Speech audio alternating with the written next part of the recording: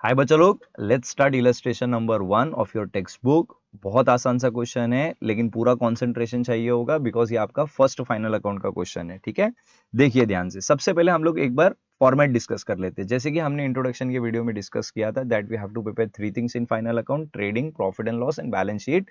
तो ये जो ऊपर का पार्ट आप देख रहे हो रेड लाइन के ऊपर, ये ट्रेडिंग अकाउंट है, नीचे प्रॉफिट एंड लॉस और ये बैलेंस शीट। अभी आप पूछोगे सर एक साथ ट्रेडिंग पीएनएल बना सकते हैं? Then the answer is yes, आप एक साथ बना सकते हो। आप हेडिंग भी साथ में देख सकते हो, जैसे कि मैंने लिखी है trading profit and loss for the year ended 31 March 2019 and balance sheet में you have to write as on 31 March 2019। Okay, चलिए पहले क्वेश्चन देख लेते हैं और एक बार डिस्कस करते हैं कि क्वेश्चन में क्या क्या दिया है। From the following trial balance of Bharadwaj and son prepared trading and profit and loss account for the year ended and balance sheet as on 31 March 2019। जैसे कि हमको तीन चीज बनाना था, वो सारी चीजें इसमें पूछी गई हैं। ठीक है, अब क्वेश्चन बहुत ध्यान से देखना। एक तो आपको ट्रायल बैलेंस दिया है, साथ ही साथ कुछ एडिशनल इंफॉर्मेशन भी दी गई है। करेक्ट, तो पहले हम क्या करेंगे, ट्रायल बैलेंस की मार्किंग कर लेते कि कौन सा आइटम किधर जाने वाला है। Okay, first item is royalties. अब ये रॉयल्टी क्या होता है, तो बेसिकली बच्चा, अगर आप कोई काम करने के लिए, कुछ परचेस करने के लिए या सेल करने के लिए आप किसी और का नाम यूज करते हो, किसी और का पेटेंट यूज करते हो, कि उसका लाइसेंस यूज करते हो, तो ऑब्वियसली वो सामने वाला बंदा आपसे कुछ फीस लेगा ना। That fees is called as what, royalty. अब सिंपली याद क्या रखना है कि रॉयल्टी के बारे में अगर कुछ मेंशन नहीं किया है कि ये परचेस करते समय हुआ है या सेल करते समय आपने पे किया है, तो in the absence of information आप इसको ट्रेडिंग के डेबिट में शो कर दो। Again I am repeating, royalties के बारे में अगर कुछ नहीं स्पेसिफाई किया है तो आप उसको कहां शो करोगे, ट्रेडिंग अकाउंट के डेबिट साइड पे। ठीक है, देन ड्रॉइंग्स दिया है, ड्रॉइंग को हमें कैपिटल में से एडजस्ट करना होगा, तो इसके सामने मैं लिख देता हूं लेस कैपिटल, मतलब less from capital.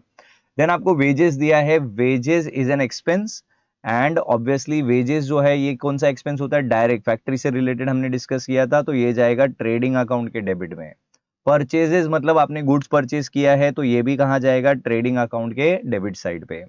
Cash asset होता है, कैश जब तक हमारे पास है वो हमारा प्रॉपर्टी है, तो इसको मैं बैलेंस शीट के असेट साइड पे शो कर दूंगा। सेल्स रिटर्न को हमको सेल्स में से एडजस्ट करना होगा, तो मैं सामने लिख देता हूं लेस सेल, मतलब सेल्स में से इसको भी हमें माइनस करना होगा। बैंक बैलेंस चला जाएगा असेट में। इंश्योरेंस अगर आता है तो इसको आपको शो करना होगा प्रॉफिट एंड लॉस अकाउंट के डेबिट साइड पे। फर्नीचर इज अ प्रॉपर्टी, तो वो चला जाएगा असेट में। बिल्डिंग इज अ प्रॉपर्टी, तो वो भी असेट में चला जाएगा। सन्ड्री डेटर, डेटर कौन होता है, the person from whom money is receivable, anything receivable become are asset. Bad debts is a loss and it is not related to factory, तो ऑब्वियसली ये जाएगा प्रॉफिट एंड लॉस अकाउंट के debit side पे। Sundry expenses भी जाएगा profit and loss account के debit side पे, because छोटा मोटा खर्चा हुआ है, कहीं पे मेंशन नहीं किया फैक्ट्री से रिलेटेड है, तो हम इसको कहां शो करेंगे, profit and loss debit side. Travelling expenses, try to understand बच्चा, ये जो ट्रैवलिंग एक्सपेंस है is it related to production, then the answer is no, तो ये भी कहां जाएगा, प्रॉफिट एंड लॉस अकाउंट के डेबिट। यूजुअली ट्रैवलिंग एक्सपेंस आप किसको देते हो, जो आपके सेल्समैन वगैरह घूमते हैं, ऑफिस से कुछ काम के लिए आपने किसी को कहीं भेजा होगा, तो उसके लिए आपने गाड़ी भाड़े के लिए उसको पेमेंट किया होगा, that is called as travelling expenses. तो it is not related to goods, तो आप इसको किधर दिखा दोगे, प्रॉफिट एंड लॉस अकाउंट के डेबिट साइड पे। ओपनिंग स्टॉक हम लोग शो करेंगे ट्रेडिंग अकाउंट के debit. I hope opening stock क्या होता है फिर भी हम एक बार डिस्कस कर लेते हैं। लास्ट ईयर हमारा कुछ स्टॉक अगर बच गया होगा, तो इस साल आप उसको सेल करोगे ना, तो सेल दिखाने से पहले आपको डेबिट में उसका स्टॉक दिखाना पड़ेगा, तो आप इसको कहां दिखाओगे, ट्रेडिंग अकाउंट के डेबिट साइड पे। देन कैरेज आउटवर्ड, ध्यान रखना है, कैरेज आउटवर्ड जो होता है वो जाएगा प्रॉफिट एंड लॉस के डेबिट में, और जो कैरेज इनवर्ड होता है ये ट्रेडिंग अकाउंट के डेबिट में जाएगा। ठीक है, कैसे, एक बार मैं फिर से बता देता हूं। कैरेज का मतलब होता है transportation expense. Again I am repeating, carriage का मतलब क्या होता है, ट्रांसपोर्टेशन एक्सपेंस। अगर कैरेज इनवर्ड बोला है, इट मींस ये खर्चा आपने गुड्स खरीदते समय किया है। और कैरेज आउटवर्ड अगर बोला है, मतलब आपने ये गुड्स बेचते समय खर्चा किया है। तो जैसे कि हमने इंट्रोडक्शन के वीडियो में डिस्कस किया था कि अगर खरीदते समय कोई खर्चा होता है तो आपको ट्रेडिंग के डेबिट में शो करना होता है, और बेचते समय अगर कोई खर्चा होता है तो प्रॉफिट एंड लॉस के डेबिट में आपको शो करना होगा। तो याद रखना है, carriage inward trading debit, carriage outward profit and loss debit side. Then आपको रेंट दिया है, ये चला जाएगा प्रॉफिट एंड लॉस के डेबिट में, कुछ मेंशन नहीं किया है। देन उसके बाद सैलरीज आप प्रॉफिट एंड लॉस के डेबिट में शो कर दोगे। देन आ जाओ क्रेडिट बैलेंसेस पे। Then sundry creditors is a liability, तो ये बैलेंस शीट के लाइबिलिटी में हम शो कर देंगे। Sales will be transfer to trading account credit side. Purchase return को हम परचेज में से माइनस कर देंगे, लेस फ्रॉम परचेजेस। कैपिटल चला जाएगा लाइबिलिटी में। Bills payable is also a liability. Bank overdraft is also a liability. अब ये हो गया ट्रायल बैलेंस। जैसे कि हमने डिस्कस किया था ट्रायल बैलेंस का कौन सा आइटम कहां जाएगा वो हमने डिस्कस कर लिया। अब नेक्स्ट पॉइंट जो है वो एडिशनल इंफॉर्मेशन, जिसको हम लोग प्यार से एडजस्टमेंट्स भी बोलते हैं। नाउ रिमेंबर बच्चा लोग, ट्रायल बैलेंस के आइटम का we have to show only one effect, but adjustment का एटलीस्ट आपको दो इफेक्ट दिखाना पड़ेगा, बिकॉज एडजस्टमेंट क्या होता है, दीज आर अनरिकॉर्डेड ट्रांजेक्शन और रॉन्गली रिकॉर्डेड ट्रांजेक्शन। तो जब आप अनरिकॉर्डेड ट्रांजेक्शन को आप रिकॉर्ड करोगे या रॉन्गली रिकॉर्डेड ट्रांजेक्शन को रेक्टिफाई करोगे, तो उसके डबल एंट्री सिस्टम के हिसाब से हमको उसको दो इफेक्ट शो करना पड़ेंगे। अब पहला जो एडजस्टमेंट जो आपको सीखना है वो है क्लोजिंग स्टॉक। अब क्लोजिंग स्टॉक क्या होता है, बहुत आसान सा है। से फॉर एग्जांपल आपने 10,000 क्वांटिटी में गुड्स खरीदा था, बट बेचते समय जरूरी है क्या पूरा गुड्स बिक जाएगा? नहीं। तो आपने क्या करा, 10,000 में से 8,000 जो क्वांटिटी था वो बेच दिया, 2,000 क्वांटिटी अभी भी आपके पास बचा हुआ है, तो उसको हम बोलते हैं क्लोजिंग स्टॉक। अब इसको करना क्या होगा, तो बच्चा सबसे पहले आप इसको दिखा दो ट्रेडिंग अकाउंट के क्रेडिट साइड पे। Again I am repeating, closing stock का सबसे पहला इफेक्ट क्या होता है, ट्रेडिंग अकाउंट के क्रेडिट साइड पे हमें शो करना होगा। और दूसरा, आपने ट्रेडिंग के क्रेडिट में तो शो कर दिया, बट अगर आपके पास कुछ स्टॉक बचा हुआ है ईयर के एंड में, इट मींस वो आपका प्रॉपर्टी है, तो आप उसको सेकंड इफेक्ट कहां शो करोगे, बैलेंस शीट के असेट साइड पे। एंड रिमेंबर, हम सॉल्व करते समय पहले एडजस्टमेंट को सॉल्व करेंगे। अब हो सकता है आपका कॉलेज टीचर पहले पोस्टिंग कर ले ट्रायल बैलेंस की, देन उसके बाद एडजस्टमेंट करे, that is absolutely fine. But हम लोग पहले एडजस्टमेंट इसके लिए कर रहे हैं कि जिसमें दिमाग लगाना है वो पहले सॉल्व कर लेते हैं, बाद में पोस्टिंग तो आराम से मार्किंग कर ही लिए है ना। तो उसमें कोई टेंशन नहीं कि पहले क्या करना है, आप एडजस्टमेंट पहले कर लो या ट्रायल बैलेंस, वो आपका मर्जी है, जैसे आपने हैबिट रखी है आप वैसे कर सकते हो। ठीक है, मैं पहले एडजस्टमेंट बता दे रहा हूं, वहां पे दिमाग लगाने की जरूरत पड़ती है। तो लेट्स स्टार्ट। पहला है क्लोजिंग स्टॉक 54,000 और एक ही एडजस्टमेंट इस सब में दिया है। जैसे कि हमने इफेक्ट डिस्कस किया था, एक इफेक्ट जाएगा ट्रेडिंग के क्रेडिट में, तो हम जाके ट्रेडिंग के क्रेडिट में लिख देंगे बाय क्लोजिंग स्टॉक। अमाउंट कितना था, 54,000। शिट, मैंने इनर कॉलम में लिख दिया गलती से, इसको सीधा हमें आउटर कॉलम में लिखना है। बेसिकली इनर कॉलम में कब हम फिगर लिखते हैं, अगर हमको पर्टिकुलर आइटम में कुछ एडलेस करना होता है तो इनर कॉलम में लिखते हैं। ठीक है, क्लोजिंग स्टॉक का सेकंड इफेक्ट जाएगा बैलेंस शीट के एसेट में, तो मैं एसेट साइड पे भी जाके लिख लेता हूं क्लोजिंग स्टॉक 54,000। ठीक है, चलिए देखते हैं नेक्स्ट क्या दिया है। अब इसके अलावा तो इस सब में कोई एडजस्टमेंट नहीं है, तो हम लोग क्या करेंगे, पोस्टिंग स्टार्ट कर देंगे। अब पोस्टिंग में आप देखोगे सबसे पहले क्या दिया है, रॉयल्टीज। तो रॉयल्टीज हम किधर लिखेंगे, ट्रेडिंग अकाउंट के डेबिट साइड पे। तो ट्रेडिंग के डेबिट में आपको 3 लाइनें छोड़ देनी है और उसके बाद लिखना है टू रॉयल्टीज। ठीक है, अमाउंट कितना था रॉयल्टीज का, 4,000। अच्छा, ये 3 लाइनें क्यों छोड़ी है उसका टेंशन मत लेना, थोड़ी देर में आपको पता चल जाएगा। ठीक है, देन उसके बाद next one is drawing. Drawing को हमको क्या करना होगा, कैपिटल में से सबट्रैक्ट। तो उसके लिए पहले आपको कैपिटल ढूंढना होगा। तो कैपिटल दिया है 2,50,000 और सबको ढूंढना है ध्यान से। तो हम लोग जाके सबसे पहले कैपिटल को लाइबिलिटी में शो कर देंगे 2,50,000 और इसमें से सबट्रैक्ट कर देंगे, थोड़ा सा मैं नीचे लिख लेता हूं ऊपर क्योंकि यहाँ पे नेट प्रॉफिट भी आएगा, और इसमें से हम लेस करेंगे ड्रॉइंग्स, और ड्राइंग्स का अमाउंट दिया था 10,000। बट अभी इसको माइनस करके बाहर मत निकालना, बिकॉज यहाँ पे हमको नेट प्रॉफिट या नेट लॉस भी एडजस्ट करना है, वो आप पूरा कंप्लीट होने के बाद समझ में आ जाएगा आपको। ठीक है, चलो नेक्स्ट देखते हैं उसके बाद क्या दिया था। उसके बाद दिया है वेजेस। तो वेजेस जाएगा ट्रेडिंग अकाउंट के डेबिट साइड पे और वेजेस का अमाउंट है 6,000 रुपीज। तो ट्रेडिंग के डेबिट साइड पे जाके we will write wages, amount कितना था मैं भूल गया, 6,000 रुपीज।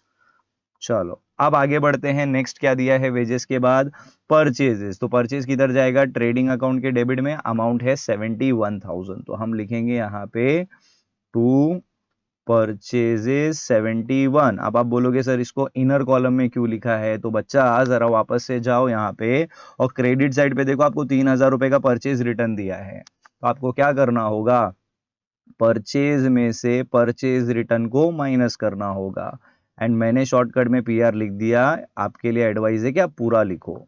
तो 68,000 बचेगा, तो हम यहाँ पे लिख देंगे 68,000। ठीक है, चलो नेक्स्ट देखते हैं। उसके बाद क्या दिया था, कैश। तो कैश कहाँ जाएगा भाई, असेट साइड पे। तो असेट साइड पे हम लोग जाके लिख देंगे कैश का अमाउंट कितना था, 10,000 रुपीज।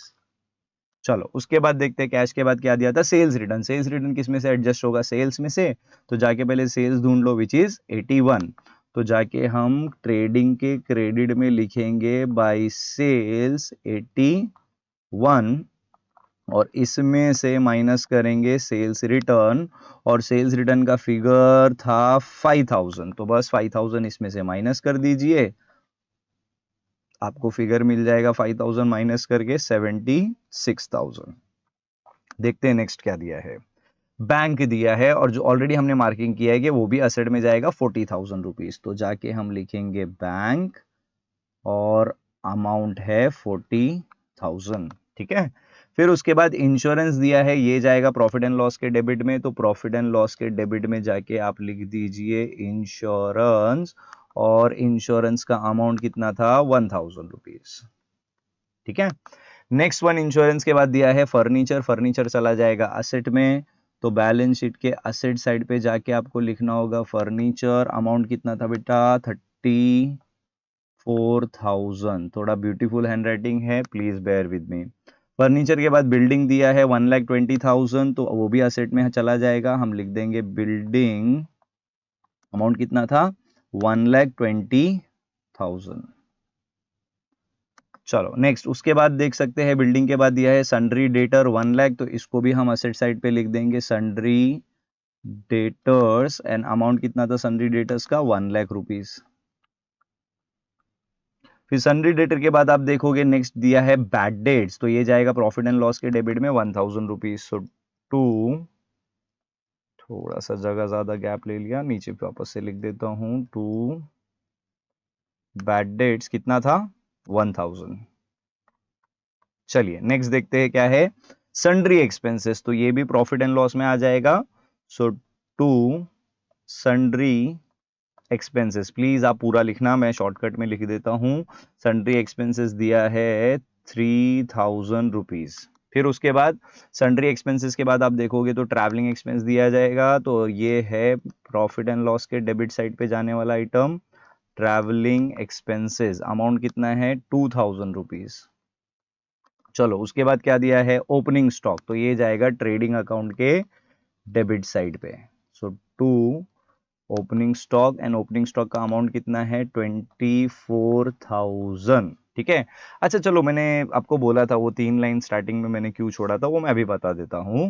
देखो, ट्रेडिंग अकाउंट के डेबिट में आपको पहले की जो स्टार्टिंग करना है ना डेबिट साइड पे, तो first you have to show the opening stock, then you have to show the purchases, then purchase return. मतलब उसके अलावा कोई भी आइटम आप ऊपर नीचे कर दोगे that's fine, but it is advisable कि पहले आप ये 3 आइटम लिख लो, opening stock, purchase and purchase return. Credit में आप पहले सेल रिटर्न दिखा दो। ओके, चलिए आगे देखते हैं नेक्स्ट क्या दिया है। अभी अपना कहां तक हो चुका था भाई, ओपनिंग स्टॉक। देन उसके बाद कैरेज आउटवर्ड दिया है, तो ये जाएगा प्रॉफिट एंड लॉस के डेबिट साइड पे। सो टू कैरेज आउटवर्ड, क्या अमाउंट था कैरेज आउटवर्ड का भाई, 1,600। चलो नेक्स्ट देखते हैं कैरेज आउटवर्ड के बाद क्या है, रेंट दिया है। तो ये भी चला जाएगा प्रॉफिट एंड लॉस के डेबिट में। सो टू रेंट, रेंट का अमाउंट है 1,000। उसके बाद क्या दिया है, सैलरीज, नहीं सॉरी, कैरेज इनवर्ड दिया है। कैरेज इनवर्ड का जो भी अमाउंट है वो आप ट्रेडिंग में दिखा दो, कैरेज इनवर्ड कितना अमाउंट था, 400। एंड फाइनली आपको दिया है सैलरीज, प्रॉफिट एंड लॉस में शो कर दो आप, कितना अमाउंट था उसका, 16,000। देन आप देखोगे क्रेडिट बैलेंसेस में सन्ड्री क्रेडिटर्स दिया है, जो जाएगा लाइबिलिटी साइड पे। तो सन्ड्री क्रेडिटर्स, अमाउंट कितना है सन्ड्री क्रेडिटर्स का, 56,000। उसके बाद आप देखोगे तो क्या दिया है, सेल्स जो हम ऑलरेडी लिख चुके हैं, परचेज रिटर्न ऑलरेडी हो चुका है, कैपिटल ऑलरेडी हो चुका है, तो सिर्फ बचा bills payable and bank overdraft. तो पहले हम लिख देते हैं bills payable and then bank overdraft, ठीक है। और बिल्स पेबल का अमाउंट था 20,000 और बैंक ओवरड्राफ्ट था 40,000। विद दिस हमारी पोस्टिंग भी हो चुकी है। अब हमको सबसे इंपॉर्टेंट काम करना है, दैट इज बैलेंसिंग, ठीक है। तो सबसे पहले आपको क्लोज करना होगा ट्रेडिंग अकाउंट, ठीक है। तो चलिए मिलके क्लोज करते हैं, आप लोग भी मेरे साथ साथ टोटल करेंगे तो आपका भी प्रैक्टिस हो जाएगी। सबसे पहले देखो टोटलिंग का लॉजिक वही हमारा पुराना वाला कि आपको दोनों साइड का टोटल पहले तो फाइंड आउट करना है, और मुझे यहाँ पे क्रेडिट साइड का टोटल ज्यादा दिखाई दे रहा है। तो अगर क्रेडिट टोटल में देखूं तो इट इज 1,30,000, ठीक है। और डेबिट टोटल एक बार कैलकुलेटर पे करके देख लेते हैं डेबिट टोटल कितना है। और हाँ, आपके लिए कैलकुलेटर अलाउड नहीं है, तो आप जरा ध्यान रखिएगा कि आप मैन्युअली कैलकुलेट करें, ठीक है। तो अमाउंट है, मैं यहाँ पे टाइम बचाने के लिए कैलकुलेटर का इस्तेमाल कर रहा हूँ, 24,000 प्लस उसके बाद दिया है 68,000, फिर उसके बाद दिया है 4,000, फिर दिया है 6,000 और उसके बाद है 400। तो टोटल हो जाता है 1,02,400, ठीक है। एक बार वापस चेक कर लेते, 1,02,400 ही था ना, यस। अब आपको क्या करना होगा, जो बड़ा टोटल है उसमें से छोटा टोटल माइनस करना पड़ेगा, तो आपको बैलेंसिंग फिगर मिल जाएगा, ठीक है। तो आपका जो बड़ा टोटल था वो था 1,30,000 और उसमें से आप माइनस कर दो कितना, 1,02,400। तो आपका आंसर आता है 27,600, ठीक है। अब ये जो आंसर आया इसको हम बोलेंगे ग्रॉस प्रॉफिट। अब आप बोलोगे सर क्यों इसको प्रॉफिट बोल रहे हो, तो बच्चा सिंपल है, credit is greater and trading and PNL both are nominal account. तो नॉमिनल अकाउंट का फंडा बहुत क्लियर है ना, डेबिट में एक्सपेंस आता है, क्रेडिट में इनकम आता है, तो this are income and this are expenses. तो जो बैलेंस बचेगा वो क्या होगा, profit. And why it is called as gross profit, because अभी नीचे बहुत सारे एक्सपेंसेस माइनस करना बाकी है। आप क्या करोगे, जो टोटल बड़ा है वो दोनों साइड शो कर दोगे, तो 1,30,000 हम लोग दोनों साइड शो कर देंगे, और जो बैलेंस बच गया है वो हम लोअर साइड पे दिखाएंगे, and debit side is the lower side, तो वहां पे चला जाएगा 27,600। इसके सामने हम लोग लिख देंगे gross profit carried down. Again I am requesting, आप पूरा लिखना, शॉर्ट फॉर्म मत लिखना। देन ग्रॉस प्रॉफिट को आपको प्रॉफिट एंड लॉस में ट्रांसफर करना होगा अपोजिट साइड पे। यहां पे हम लिख देंगे by gross profit brought down, and amount कितना है 27,600। तो इसी के साथ आपका ट्रेडिंग अकाउंट हो जाएगा कंप्लीट। अब जैसे आपने ट्रेडिंग अकाउंट को क्लोज किया, वैसे ही आप फटाफट प्रॉफिट एंड लॉस अकाउंट को भी क्लोज कर दीजिए। अब इसमें अगेन क्रेडिट टोटल ही ज्यादा है, विच इज 27,600, ओके। एक बार डेबिट टोटल जरा कैलकुलेटर पे चेक कर लेते हैं। और क्या क्या अमाउंट था, सबसे पहले था 1,000, फिर उसके बाद फिर से 1,000, फिर उसके बाद 3,000, फिर उसके बाद 2,000, फिर उसके बाद है 1,600, फिर उसके बाद 1,000 और फिर उसके बाद आपको दिया है 16,000, है ना। सो इसका टोटल हो जाता है 25,600। सो 25,600 ये हो गया हमारा डेबिट टोटल। एंड अगेन इसका अगर मैं डिफरेंस निकालूं तो डिफरेंस 2,000 का आएगा, करेक्ट।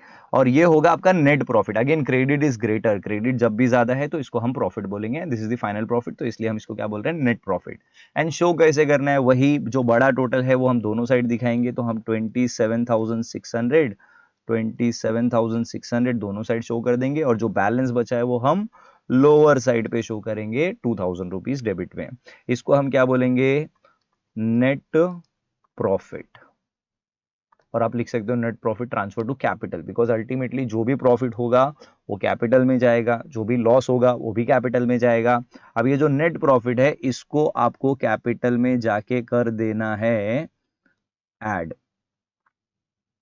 तो अगर आप 2,000 रुपीज इसमें ऐड करते हो तो टोटल हो जाता है 2,52,000, और फिर उसमें से ड्राइंग का जो 10,000 है वो माइनस करोगे तो 2,42,000, ठीक है। एंड फाइनली इसके बाद आपका जो बैलेंस शीट का टोटल है वो मैच होना चाहिए, मतलब एसेट एंड लाइबिलिटी दोनों क्या होना चाहिए, इक्वल होना चाहिए। तो एक बार चलो फिर से कैलकुलेटर पे जरा चेक कर लेते हैं कि वो इक्वल आ रहा है कि नहीं। तो पहले लाइबिलिटीज का टोटल करते हैं विच इज 2,42,000, फिर उसके बाद है 56,000, फिर उसके बाद दिया है 20,000 और फिर हमको दिया है 40,000। ठीक है, तो 3,58,000। अब एक बार असेट साइड भी चेक कर लेते हैं कि भाई मैच हो रहा है कि नहीं। 54,000 प्लस 10,000 प्लस 40,000 और क्या था भाई 34,000, एक second, 34,000 plus 1,20,000 plus 1 lakh and finally हमारा बैलेंस शीट हो जाता है टैली। आई होप सारी चीजें आपको समझ में आई होंगी, बट स्टिल अगर कुछ डाउट है तो आप हमें मैसेज कर सकते हो, हमें कांटेक्ट कर सकते हो कमेंट बॉक्स में। Thank you so much.